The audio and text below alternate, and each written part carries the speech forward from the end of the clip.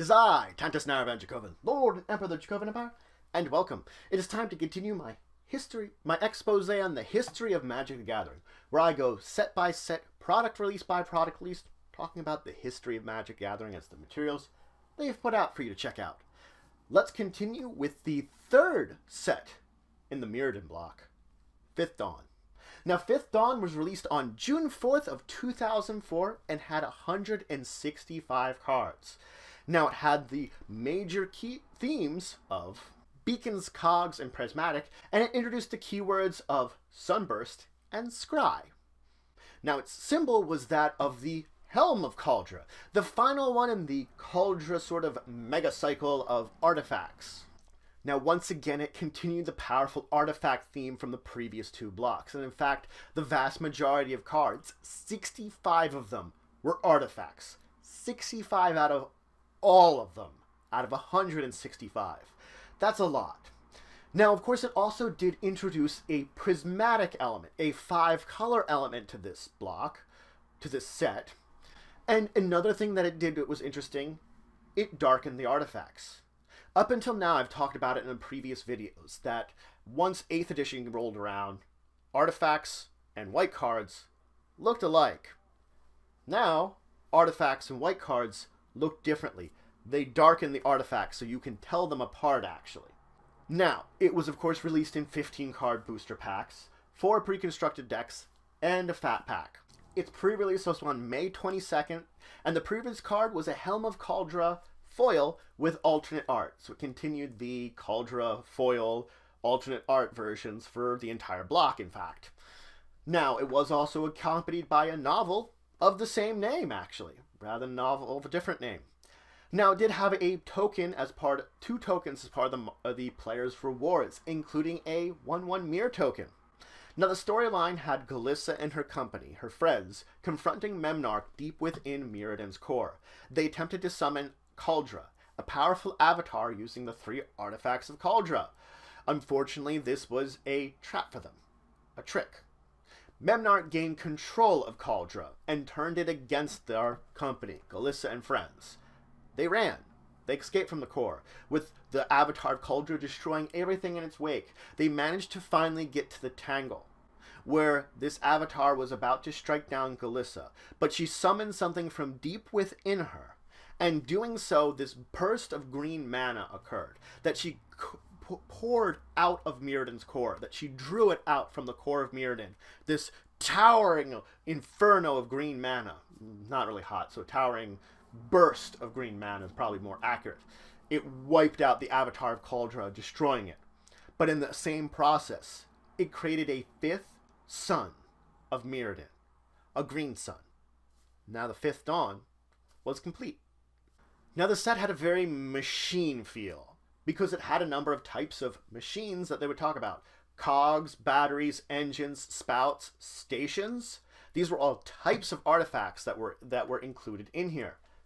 Stations, for example, had a mural to them that lasted across all of their art. That was a unique thing about the stations, though, that you could combine all their arts together to one big mural. Now, the block had a number of cards which made 5-color casual possible. It actually made it that prismatic decks were possible with some of the cards in this one. It made it a lot easier and accessible. Now, the 2 major keywords which were introduced were, of course, first, Sunburst. Sunburst is when you would pay an amount of mana. For each of the different colors of mana you would pay, a kind of counter would come into play once you'd play this artifact traditionally. I would play out the artifact, paid the Sunburst cost. That's how many counters would come into play, which it would either be +1/+1 counters or charge counters depending on the artifact and the kind of Sunburst that's on it. So effectively, I could have between 1 to 5 counters on this card if I paid the Sunburst, and it's just the mana that's paid in the cost.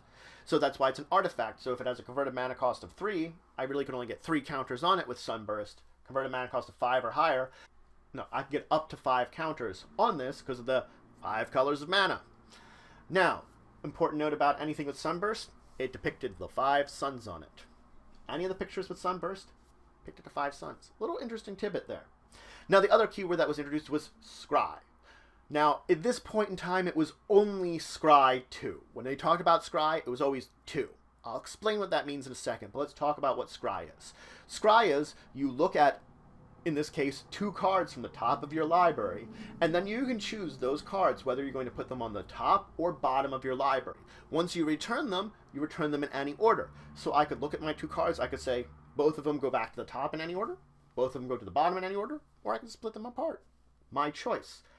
It wasn't until later on that they broke Scry open and made it that Scry had a particular number attached to it. So no longer was it automatically 2. Now it would have been like I Scry 1, I Scry 2, I Scry 3, I Scry whatever.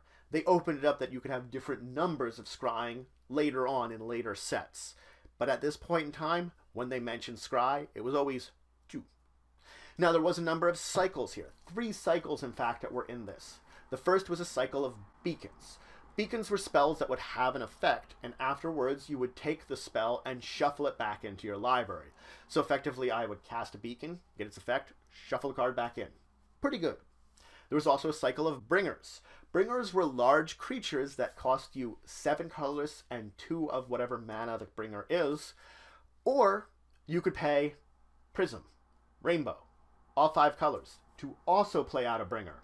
And each of them had a powerful effect associated with them that made them pretty potent, linked with when your upkeep would occur. So, a powerful ability at your upkeep for these bringers. And finally, there was a cycle of color-aligned equipment. Now, what does this mean?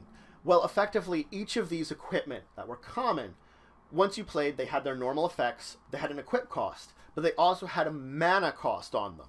This mana cost, which would be 2 of associated mana, 2 green, 2 blue, 2 red, etc., you would pay it, and you could choose then to attach this equipment to a creature, and you could pay that mana cost at any time. So if you could have this equipment in any deck if you wanted, or if you would have it in a deck with a certain color, you could pay that too and equip it as an instant anytime you wanted just by paying that cost. So 2 ways to equip it. Probably a cheaper one that you could only do as a sorcery, and one you could do at any time for 2 of a mana. Now there was a mirrored pair to this set of Lose Hope, of Stand Tall and Lose Hope. Both of them either gave +1/+1 or lost +1/+1, and both of them scryed. So effectively, one gave you bonus, one took a bonus, both scryed. Now there was also 3 reprints, including Circle Protection Artifact, 3 functional reprints, including Sylvan Explorer for Quarian Explorer.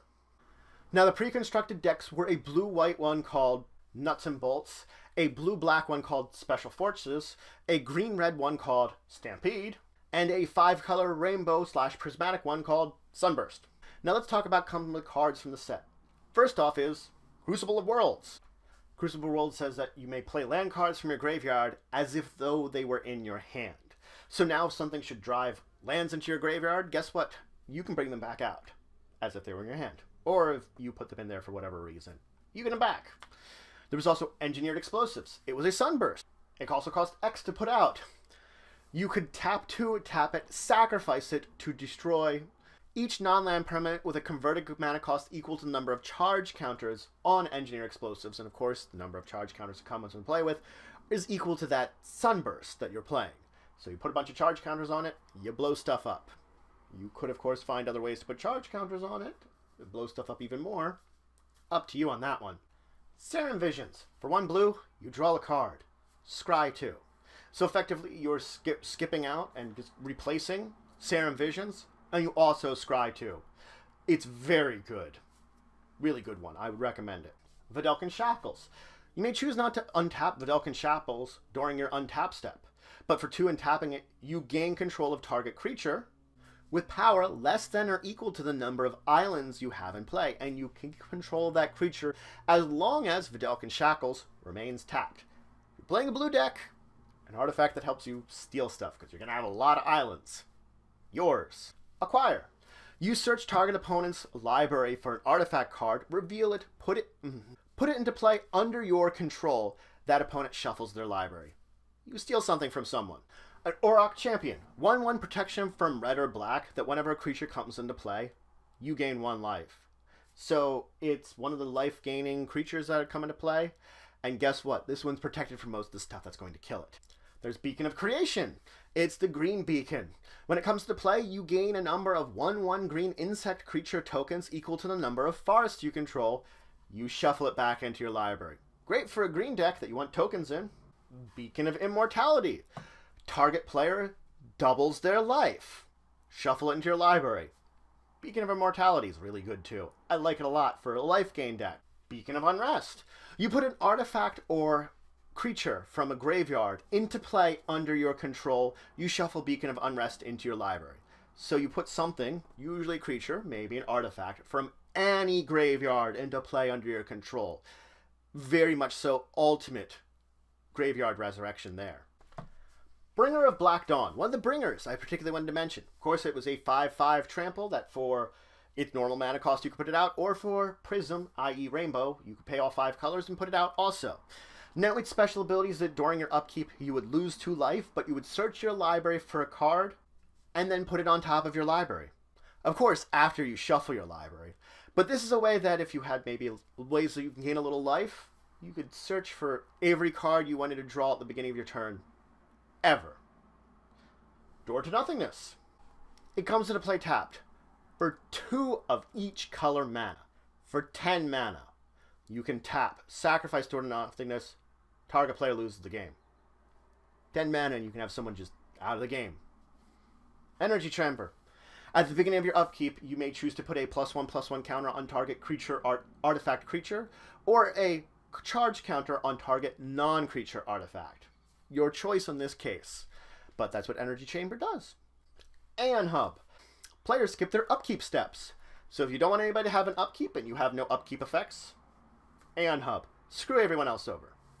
Eyes of the Watcher is an enchantment that whenever you would play an instant or sorcery spell, you may pay 1 colorless in order to scry 2. So effectively, every time I play a spell, I could try to scry. Well, instants or sorceries. But it's a blue one. That happens a lot in blue decks. Helm of Cauldron. For 2, you could equip it, and equipped creature gets first strike, trample, and haste. But for 1, if you have a Helm of Cauldron, a Sword of Cauldron, and a Shield of Cauldron out, you may put a 4/4 colorless Avatar Legend token into play called Cauldron, and then attach all 3 of these equipment to it. So it gets the Helm, Shield, and Sword. And you have Cauldron out. And he's mean. Joiner of Depths. Lands you control have tap. Add 1 mana of any color to your mana pool. So effectively you make it that your lands can tap for anything with Joiner Adept. Mephedros Vampire. It is a flying that each creature controls now a vampire in addition to all of its other types. And they also have, whenever this creature would deal damage to another creature, put a +1/+1 counter on it. So now you've turned all of your creatures into vampires that feed on other things. So they automatically get bigger when they deal damage. Of course, at the same time as they're dealt damage, this +1/+1 counter might save them. Your 1/1 might now become a 2/2 and murder the other 1/1 that was being blocked by, because now it's a vampire. Thank you, Mephedros Vampire. Thank you. Microsense Golem. I like this one a lot for my artifact deck. It has affinity for artifacts, and artifact creature spells that you would play have affinity for artifact. There you go. So if you're playing a very creature-heavy artifact deck, you have just made it a lot easier to play a lot of your artifact creatures. Thanks to Microsense Golem. Mirror Servitor. At the beginning of your upkeep, if you have Mirror Servitor in play, each player returns any cards named Mirror Servitor from their graveyard to play. So as long as one person has Mirror Servitor, everyone has Mirror Servitor. Paradise Mantle. It's an equipment that has a equip cost of 1. But then that creature that is equipped gains tap, add 1 mana of any color to your mana pool. You turn something into a Bird's Paradise. Raksha, Golden Cub. Now, Raksha has Vigilance, but also Raksha has that if Raksha becomes equipped, then all cats you have in play get +2/+2, and double strike. So Raksha is really great if you're doing cat deck, cat tribal. Relentless Rats. Relentless Rats gets +1/+1 for each other creature named Relentless Rats in play. You can have any number of Relentless Rats in your deck. There you go. Retaliate. Destroy all creatures that dealt you damage this turn. Kills everything that hurts you. Rite of Passage. Whenever a creature you control is dealt damage, you put a +1/+1 counter on it. Things get hurt, they get bigger. Silent Arbiter. No more than 1 creature can attack each turn. No more than 1 creature can block each turn. basically keeps the number of creatures attacking and blocking down. Skull Cage. During each opponent's upkeep, Skull Cage does 2 damage to them unless they have exactly 3 or 4 cards. Steel Shaper's Gift. You may search your library for an equipment card, reveal it, and put it in your hand, and shuffle your library afterwards. Tornado Elemental. When it comes into play, it does 6 damage to each creature with flying. It has Strike Through. It has that if it would be blocked, instead you may deal damage to the opponent as if it wasn't blocked. Vidalcan Orrery. You can play non-land cards at any time that you may play an instant. Basically, you gave everything effectively flash. And finally, the Volshak Sorcerer. A 1/1 haste that you can tap to deal 1 damage to target creature or player. It's the red version of the Prodigal Sorcerer, now with haste of course, but still, there it is. So that's it for today. I introduced you to Fifth Dawn. It was the culmination of the artifact block that was Mirrodin, bringing together everything that had him established into now. Affinity, all the other abilities, introducing a few new ones. Scrying, Sunburst. See, the thing about Sunburst is, this deck also brought together 5 color. A 5 color mechanic, which really hasn't been in great numbers up until now. You find it in places. But this made casual prismatic decks really possible. It made it something that was reasonable to do. This evolved the idea of the rainbow, the prismatic deck, and made it something that you could have more forefront. Of course, as I said, it continued the powerful artifact theme that had been throughout here, and very much so, it did increase more power to the artifacts. Was it as insane as some of the other blocks? Probably not. We didn't see the indestructibleness of Darksteel, which is fine in a way, and this one did cap the block very well, but it didn't see the powerful abuses as before. Of course, it did introduce us to Scry, and we did have a couple of cards which have been proven over the ages to be very powerful. Still useful today. You can definitely combo into some of them very well if you use them properly. They're there. This deck definitely leads us into what's to come in the future, and it helped finish the evolution of what artifacts of equipment and what they could be, what we see them as more now. And of course, it fixed the color problem. That's a very important thing to mention. You can now tell artifacts and white cards apart. That problem went away with this one. So thank you, Wizards, for... You took you 3 sets. But you learned. You learned there was a problem. And you did something about it. Anyway, if you have any questions, comments, anything you want to say, anything you think I left out, please leave in the comments below. Please like, share, and subscribe. It's just for the channel, the empire, the work I do. If you want to show some extra support, you could always check out my Patreon. Link to the description below. If you want to see some other great Magic the Gathering content, I can recommend my friends of the Multiverse, Card Bazaar, They Said We Said, and Tasty Snackies. They do some great Magic the Gathering content. Really great guys that I enjoy hanging out with, talking with a little bit too. Also, I mean, they do great Magic things and they're great people. I recommend you checking out their stuff. But until the next time, I bid you farewell.